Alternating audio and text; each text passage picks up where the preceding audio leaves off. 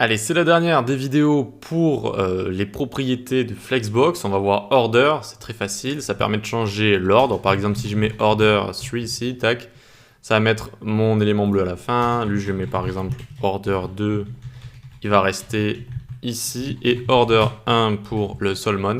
Et tac, il va arriver ici. On a renversé l'ordre directement, très bien.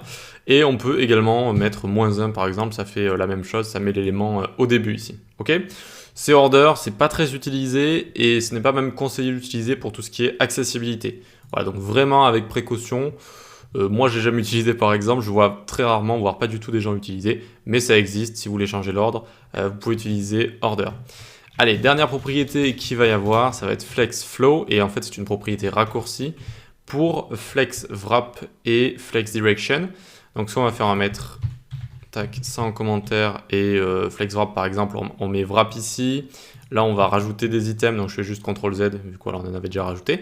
Donc là, on a Flex Wrap et si on met Flex Direction Column, tac, hop, ça nous fait des colonnes comme ça et du coup, ça va wrapper en colonne. Hein, et on peut remplacer tout ça par Flex Flow qui va être pour, par exemple, Wrap Column comme ça, tac, pour ces deux propriétés, donc Wrap et Flex Direction. Et donc, regardez, je le mets en commentaire, tac.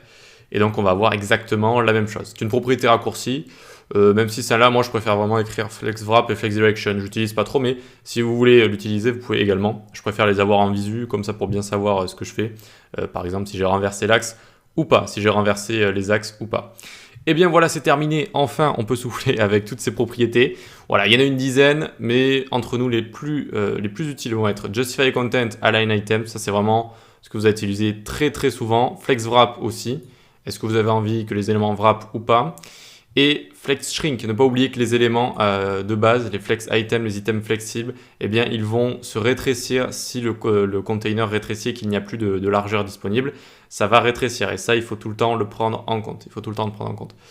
Ok, eh bien c'est bon, on va pouvoir passer à des exercices. Il est temps de faire des petits exercices et de faire des petites créations ici. Donc je vais vous montrer un exercice juste après où je vais proposer des créations ici. Et il va falloir que vous les reproduisiez, hein, tout simplement, que vous allez essayer de les reproduire.